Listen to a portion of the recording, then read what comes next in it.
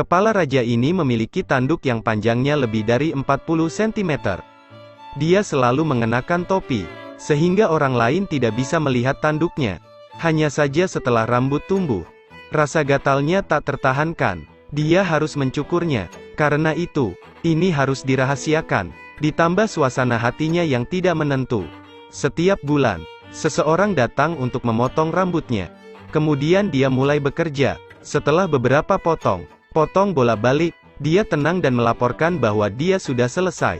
Setelah raja memeriksanya, dia memuji rambut barunya, dan menunjuk ke lautan harta karun yang sangat besar di kejauhan.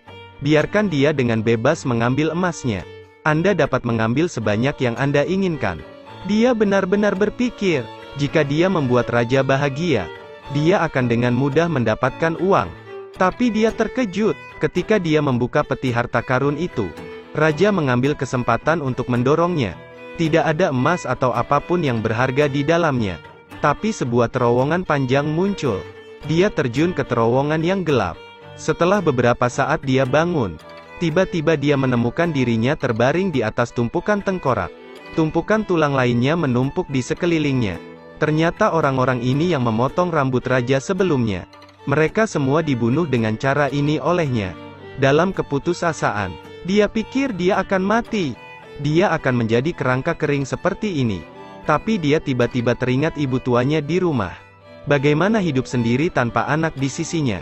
Pada saat ini, di bawah tumpukan tulang, sepertinya ada sesuatu yang mencuat.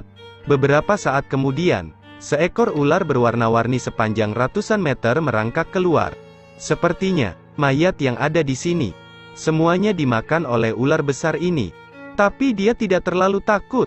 Dia dengan cepat mengeluarkan serulingnya dan memainkannya.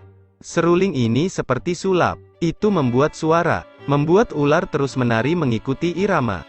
Namun ketika musik berhenti, ular besar ini masih ingin memakan mangsanya.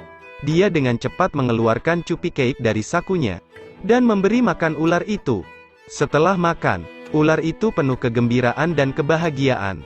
Suruh dia memanjat di atas kepala raksasanya. Tubuhnya panjang, mengangkatnya ke mulut gua hampir 1000 meter, dan menemukan bahwa masih butuh sedikit lagi untuk keluar dari gua. Ular besar itu mencoba melompat lagi, menggigit alas batu tinggi di pintu masuk gua. Akhirnya berhasil membuatnya tinggi, namun baru beberapa langkah keluar gua, ia bertemu dengan seekor serigala. Ia pun berhasil menjinakkan kembali serigala tua itu dengan memberinya makan kue.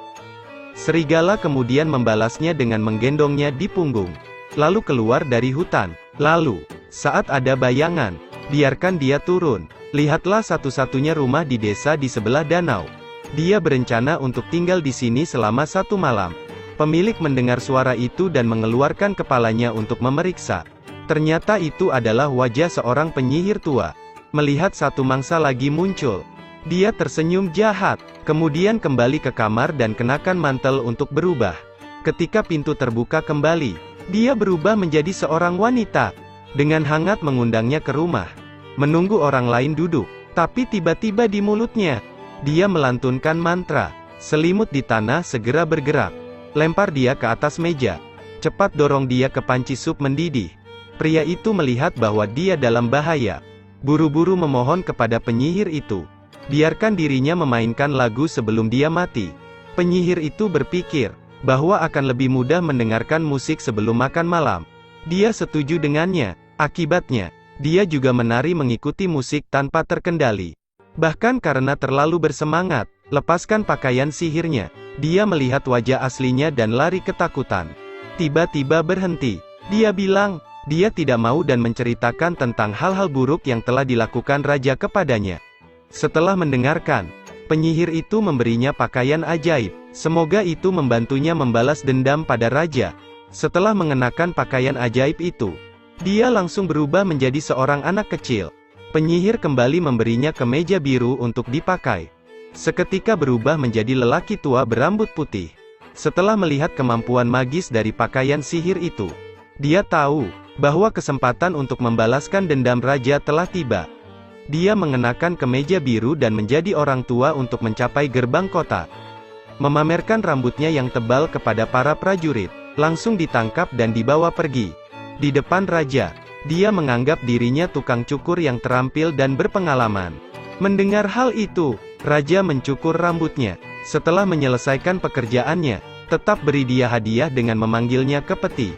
Tapi setelah dia membukanya, segera tunjukkan tindakan kejutan dan rasa terima kasih lainnya. Raja yang kejam dan pelit itu langsung ditipu di sana. Raja mengira ada emas asli di dalamnya. Dia mengambil kesempatan ini untuk meraih tangannya dan mendorong raja ke peti. Tapi tidak berharap bahwa dia sangat panik ketika dia akan jatuh bersamanya. Dia segera melepas jaketnya. Suami berjanggut itu menghilang tepat pada waktunya. Raja jahat itu akhirnya mengutuk dirinya sendiri. Saat ini, para penjaga mendengar suara itu dan datang untuk memeriksa. Dia segera bersembunyi di balik tirai. Tunggu kesempatan dan kemudian menyelinap keluar pintu. Akhirnya kenakan gaun merah ajaib. Berpura-pura menjadi anak-anak yang keluar dari gerbang kota. Dia menggali ke dalam semak besar. Lalu kembali ke wujud aslinya. Sang ibu melihat anaknya telah kembali dengan sehat. Tidak percaya itu benar. Kebahagiaan datang dan membuang ketelnya. Lari untuk memeluknya dengan penuh kasih sayang.